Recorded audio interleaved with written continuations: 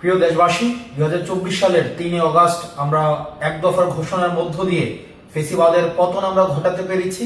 কিন্তু আমাদের প্রত্যাশিত নতুন রাষ্ট্র গঠন অর্থাৎ নতুন বন্দোবস্তের যেই আকাঙ্ক্ষা, যেই প্রতিশ্রুতি আমরা বাংলাদেশকে দিয়েছিলাম, জনগণকে দিয়েছিলাম, সেটির যাত্রা এখনো পর্যন্ত সম্পন্ন হয়নি। সেটির লড়াই এখনো পর্যন্ত আমরা করে যাচ্ছি।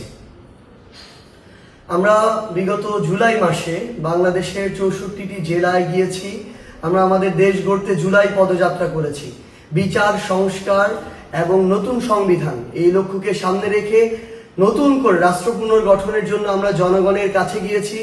সাধারণ মানুষের আশা আকাঙ্ক্ষার কথা শুনেছি।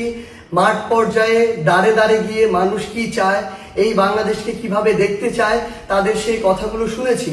এবং এই অভ্যুত্থানের সময় আমরা এই বাংলাদেশকে নিয়ে যে স্বপ্নগুলো দেখেছিলাম, আমাদের যে আকাঙ্ক্ষাগুলো, সেই আকাঙ্ক্ষাগুলো তাদের কাছে তুলে ধরেছি। এবং এই যে সামগ্রিকভাবে বাংলাদেশের প্রত্যেকটি জায়গায় জেলায় গিয়ে মানুষের যে চাওয়া পাওয়া আকাঙ্ক্ষা, সেগুলোকে ধারণ করেই আমরা আগামী দিনের আমাদের যে ইশতেহার, সেই আমাদের এনসিপির ইশতেহার সাজিয়েছি।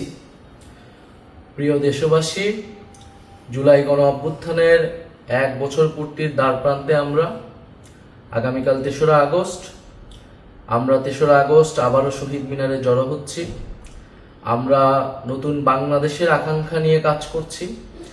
আমাদের কাছে জুলাই কোনো সমাপ্তি ছিল না, জুলাই ছিল শুরু, একটি সম্ভাবনার শুরু, আকাঙ্ক্ষার শুরু। এই 1 বছর হয়তো আমাদের অনেক অপ্রাপ্তি রয়েছে, অনেক হতাশা রয়েছে, কিন্তু আমরা মনে করি যদি আমরা ঐক্যবদ্ধ থাকি, যদি আমাদের ভিতরে সেই স্বপ্নের বীজ এখনো থাকে, আমরা আমাদের সেই আকাঙ্ক্ষিত বাংলাদেশ গড়ে তুলতে পারবো। আমাদের গত 1 বছরের অভিজ্ঞতা, 1 বছরের সীমাবদ্ধতা সবকিছু মিলিয়ে আমরা সামনের দিনের পথ চলতে চাই। আমরা দেশ গড়তে জুলাই পদযাত্রায় আমাদের যে অভিজ্ঞতা, মানুষের যে আকাঙ্ক্ষা, আমরা সবকিছু মিলিয়ে আগামীর যে নতুন বাংলাদেশ, সেই নতুন বাংলাদেশের ইশতেহার পাঠ করতে চাই। জাতীয় নাগরিক পার্টির পক্ষ থেকে, গণ অভ্যুত্থানের নেতৃবৃন্দের পক্ষ থেকে আমাদের আগামীর বাংলাদেশ, আগামীর রাষ্ট্রকল্পটি আমরা ঘোষণা করতে চাই।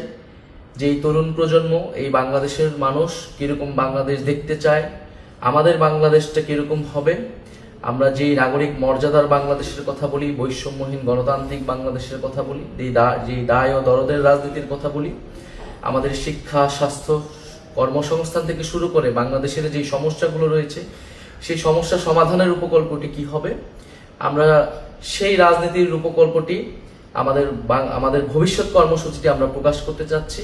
এবং এর মধ্য দিয়ে আমরা আমাদের জুলাই পদযাত্রার পরিসমাপ্তি টানতে যাচ্ছি এবং 3রা আগস্ট 1 দফার যেই নতুন বন্দোবস্ত এবং ফ্যাসিবাদী ব্যবস্থার বিলোপ, সেই দিনটিকে স্মরণ করতে চাচ্ছি।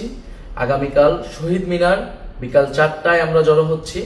আপনাদের কাছে উদ্যত আহ্বান, আপনারা ঢাকা আসুন, শহীদ মিনার এসে যোগ দিন এবং আমাদের সাথে থাকুন, আমাদের প্রতি সেই আস্থাটি রাখুন।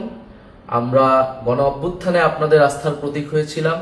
আমরা আপনাদের সেই আস্থা ধরে রেখে বাংলাদেশ বিনির্মাণে জনগণের পক্ষে, বাংলাদেশের স্বাধীনতা, সার্বভৌমত্ব এবং নাগরিক মর্যাদা প্রতিষ্ঠার জন্য আমাদের যে লড়াই, সেই লড়াই চালিয়ে যেতে চাই। আগামীকাল শহীদ মিনারে দেখা হচ্ছে বিকাল 4টায়।